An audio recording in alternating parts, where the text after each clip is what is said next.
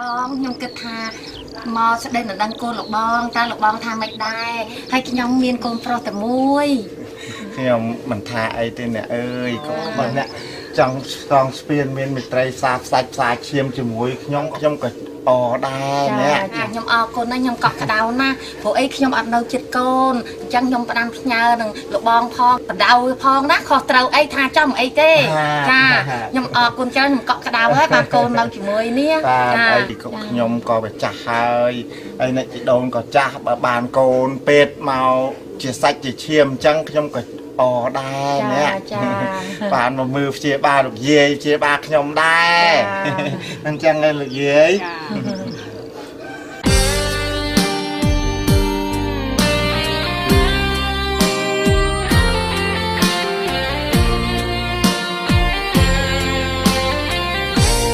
ទុករៀន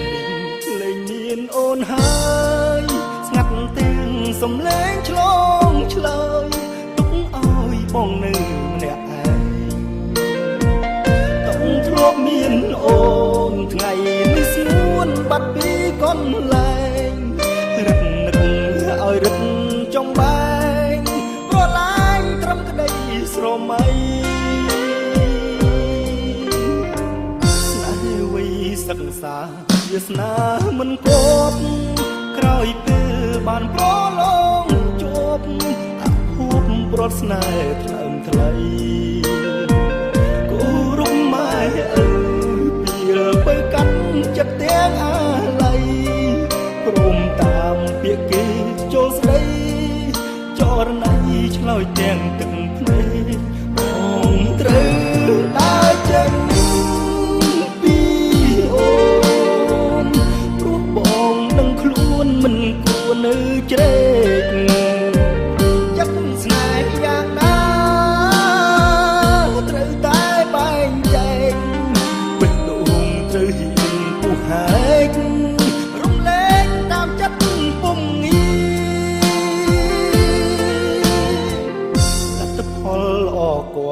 បានជាប់បាក់ដុំតែស្នេហ៍បែរត្រូវបាញ់ចប់ត្រឡប់ឲ្យទ្រូងក្រំគ្រីមិនហ៊ានអន់ចិត្តទុកមុខរាប់គ្នាតែសូមជូនពរពុំងារស្រឡាញ់គ្នាលួងចាំងកោងខ្នង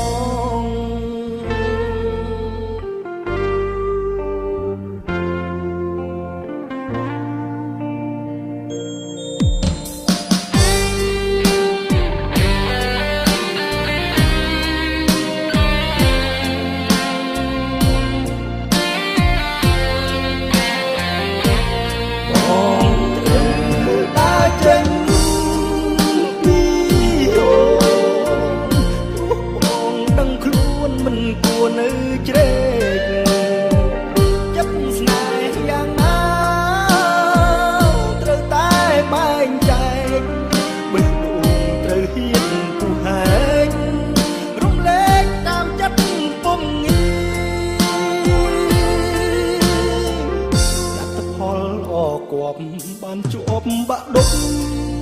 តែស្នេហ៍បែរត្រូវបាញ់ចប់ត្រឡប់ឲ្យទ្រូងក្រំគ្រីមិនហ៊ានអន់ចិត្តទុកមុខរាប់គ្នា